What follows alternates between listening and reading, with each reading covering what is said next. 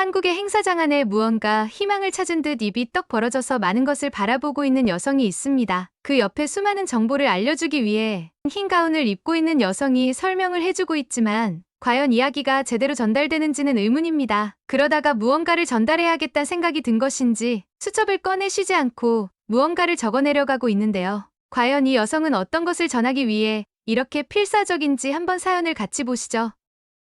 안녕하세요. 저는 일본 나고야에 사는 나츠키 에리나라고 합니다. 얼마 전에 상당히 충격적인 일이 있어서 마음이 상당히 아팠던 일이 있었는데요. 어느 순간부터 아이가 하교하고 집에 오면 냉장고를 들여다본다거나 저에게 다가와 먹을 것 좀 없느냐고 물어보는 일이 잦아졌습니다.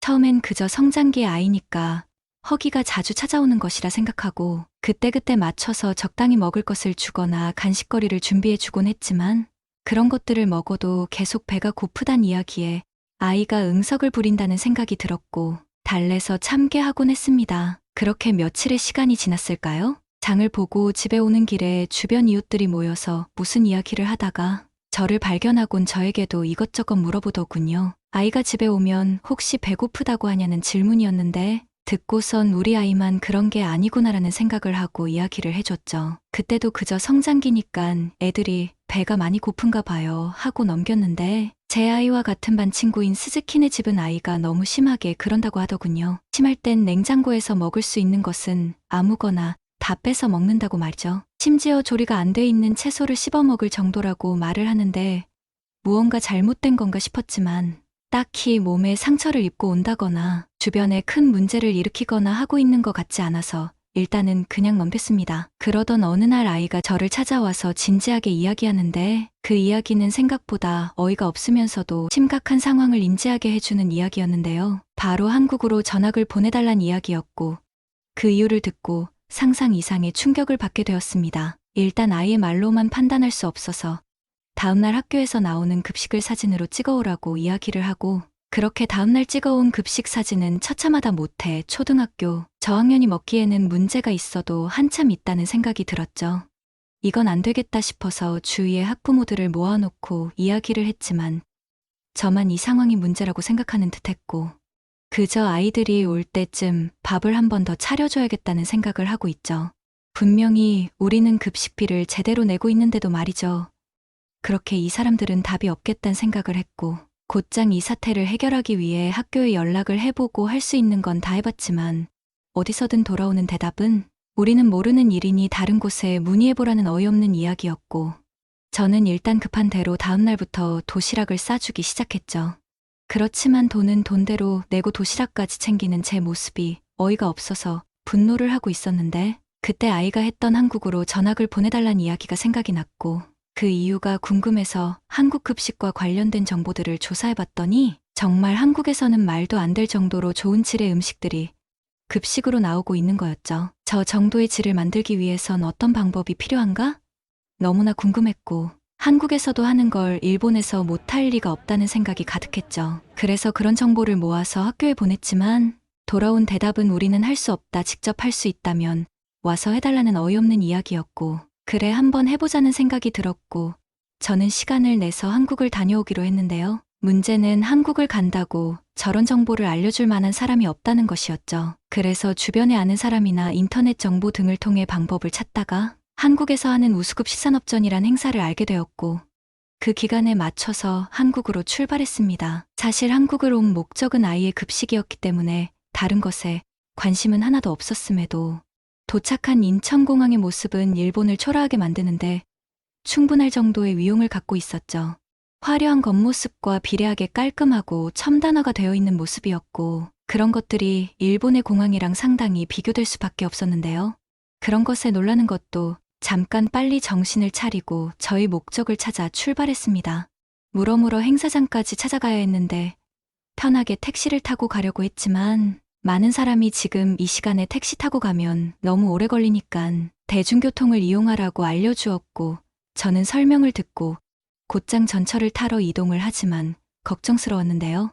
저야 일본의 전철이 익숙하니깐 거기서 불편함을 느끼지 못하지만 한국은 처음 온 곳이었고 일본과 다르지 않게 노선이나 환승역 등이 미로같이 꼬여있을 게 뻔했으니 말이죠. 그런 걱정을 하면서 역에 도착을 했고, 너무나 잘 되어 있는 이정표와 노선도는 어려워질 게 없었고, 표를 뽑는 것은 일본과 크게 다르지 않아 어려운 게 없었지만, 당연히 종이 표가 나올지 알았던 기계에서 카드가 나와 당황스러웠고, 그 때문에 뒤늦게 안 사실인데 요금이 상당히 저렴하다는 것을 알게 되었습니다.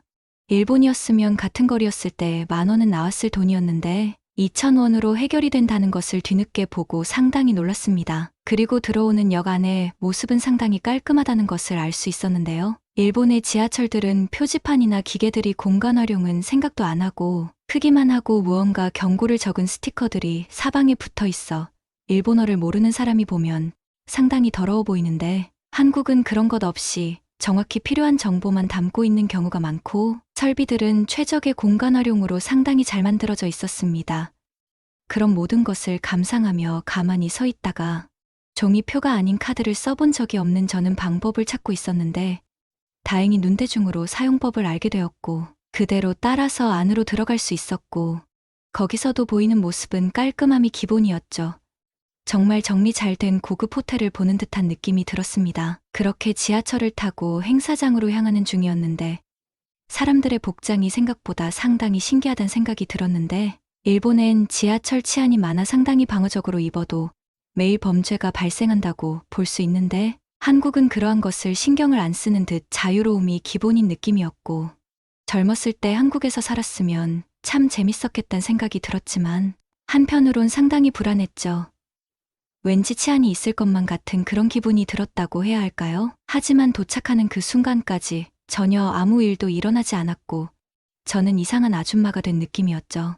도착한 역에서 생각을 해보니 짐을 다 들고 다니는 게 쉽지 않겠다는 생각이 들었고 이걸 어디에 맡길 수 있는 방법이 없나 하고 역에서 근무하는 직원분들에게 물어보았더니 지하철 보관함을 이용하라고 말씀을 하시는데 저도 그 생각을 못했던 게 아니었죠. 하지만 보관함을 사용하기 위해선 당연하게도 동전이 필요한데 저는 당일치기로 한국 방문을 하기로 했던 거였기 때문에 환전을 해오지 않았고 동전이 없어 사용할 수 없음을 이야기했지만 그런 제 모습에 당황한 듯한 직원은 저를 끌고 보관함 앞으로 이동했고 동전이 아닌 카드로 결제할 수 있다고 이야기하는데 한국의 디지털화는 알고 있었지만 이런 곳까지 디지털화가 돼 있었을 줄 상상도 못했던 거죠. 일본은 상당히 중요한 부분에서도 디지털화가 진행이 안 되어 있어서 항상 현금을 들고 다녀야 하는 불편함이 있고 가끔은 동전 지갑이 가방에서 쏟아지거나 하면 정말 창피함은 엄청난데 한국은 그럴 일이 전혀 없겠구나 싶었습니다. 이렇게 자잘한 보관함까지 카드로 결제된다는 것은 어지간한 부분에서 해결된다는 이야기였으니까요. 역무원의 도움으로 짐을 맡길 수 있었고 저는 행사장으로 향했습니다. 일본에 살다 보니 고층 빌딩을 쉽게 볼 수가 없는데 한국에 보이는 수많은 고층 빌딩은 아름다워 보일 정도였죠. 그러고 사람들 키가 참 크다는 생각이 들었습니다. 일본 사람 중에 키가 큰 편에 속하는 제 남편은 한국에선 작은 편에 속하겠다는 생각이 들 정도로 사람들이 커 보였고 요즘 일본의 젊은 남성들이 한국 혼혈이라고 말하고 다니는 게 유행처럼 번지고 있다고 하는데 그 이유를 알 것도 같았습니다. 깔끔하게 정돈돼 있는 모습과 큰 키와 덩치는 남성적으로 보이기 상당히 좋으니깐요. 그렇게 한국의 많은 모습을 보고 행사장에 도착했고 거대한 규모의 행사는 정말 눈이 휘둥그레질 정도로 컸고 정돈이 잘 돼 있고 행사 역시도 깔끔하다는 생각이 많이 들었습니다. 도착하자마자 보이는 분야별 나뉘어 있는 행사장에 식자재와 위생, 서비스를 주요 정보라고 생각하고 찾아다니면서 보았고 가는 곳마다 보이는 제품의 질은 상상 이상이었고 이런 것들이 다 급식과 외식으로만 소비된다는 게 놀라울 정도였습니다.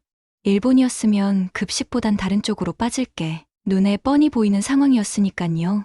지역별 특산물과 가공식품, 발효식품 등 눈으로만 봐도 맛있는 게 어떤 것인지 알 수 있었죠. 그런 정보들을 계속해서 적었고 충분히 도움을 받을 수 있겠다는 생각이 들었죠. 거기서 이것저것 보고 있는데 어떤 분이 말을 거는데 당황했습니다. 전 한국말을 하나도 할 줄 모르니 말이죠. 그렇게 일본인인 걸 밝히니깐 반갑다는 듯 일어로 이야기를 해주시는데 타지에서 듣는 일본어는 상당히 반가웠고 금방 친해지면서 많은 것을 들을 수 있었는데 본인을 한국 초등학교에서 영양사로 근무하고 있다고 소개를 하면서 일본 사람이 한국의 급식 관련 행사장에 왜 왔는지 묻길래 솔직하게 이야기를 했고 그걸 듣고는 의아해하던 영양사는 사진을 보자고 이야기했고, 그 사진을 보곤 엄청나게 놀랐죠. 본인은 일본의 급식도 한국처럼 잘 나오고 있는 줄 알았는데 이렇게 허술하게 나오고 있는지 몰랐다고 말하면서 말이죠. 그러곤 이렇게 된 이유가 뭐냐고 묻는데 할 말이 없었습니다. 어디서도 그 이유를 가르쳐주지 않고 꼭꼭 숨기니 말이죠. 이해가 되지 않는 듯한 얼굴은 이어졌고, 일본은 왜 그런 걸 숨기냐고 물어보았죠. 한국은 원산지부터 돈 사용한 것까지 투명하게 다 공개하고 있다고 말을 하는데, 살면서 처음으로 일본이란 나라가 상당히 창피해지는 순간이었고, 그 친구는 저에게 많은 것을 전수해 주었죠. 가능할까 했지만 어떻게든 해봐야겠다고 생각했으며, 한국 급식이 다양하고 맛있게 만들어지는 이유를 영양사 친구를 보면서 확실히 알 수 있었고, 그런 비결을 배워서 꽤 많은 것을 얻었다는 생각을 하고, 끝나는 시간까지 자리를 지키다가 저는 일본으로 돌아가는 길에 올랐죠. 돌아가는 길 보관함에 짐을 찾으러 갔을 때 후불로 결제를 하는데 일본의 반값 정도밖에 나오지 않는 것을 보고 상당히 기분이 좋아졌습니다. 그렇게 또 많은 것을 보고 느끼면서 공항에 도착했고, 시간이 조금 남은 저는 공항에 있는 카페에서 시간을 때우기 위해 자리를 잡았고, 무언가 낯설지 않고 익숙하다는 느낌이 들었는데 왜 그런가 보았더니 요즘 일본에서 우후죽순 생기고 있는 카페들의 모습과 비슷해서였는데요.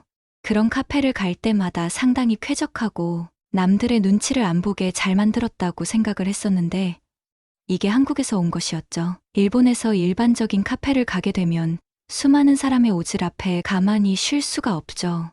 요즘 생기는 카페에선 그게 쉽지 않은 구조로 돼 있는 게 참 마음에 들었었는데, 알고 봤더니 한국에서 왔다는 게 놀라웠던 거죠. 그렇게 무언가 한국에서 일본의 미래를 보는 듯한 느낌이 많이 들었죠. 그러면서 제가 청소년기에 어른들이 하던 한국은 몇십 년이 지나도 일본을 잡지 못할 거라고 했던 말이 스쳐 지나가면서 그 이야기는 틀렸다는 생각이 계속 났습니다. 한국은 일본을 신경도 쓰지 않을 만큼 앞으로 나아갔다는 것을 알 수 있었죠. 이제 비행기 탈 시간이 되었고, 저는 씁쓸한 마음을 갖고 비행기에 탔고 일본에 금방 도착을 했죠. 다음날 학교에 가서 급식실에서 보여줄 정보들을 깔끔하게 정리를 하고 준비를 마친 후 잠이 들었고, 일어나서 아이와 함께 학교로 향했습니다. 학교의 영양사와 교장 선생님 앞에서 한국에서 얻어온 정보들을 이야기했고, 더 저렴한 가격으로 이만큼 높은 질의 급식을 할 수 있다는 것을 전해줬지만, 그 둘은 한국에서 저렇게 한다는 걸 믿을 수 없다고 이야기를 하고 있는데, 그 이유가 어이가 없는 게 그냥 한국이라서 그렇다는데 당황했죠.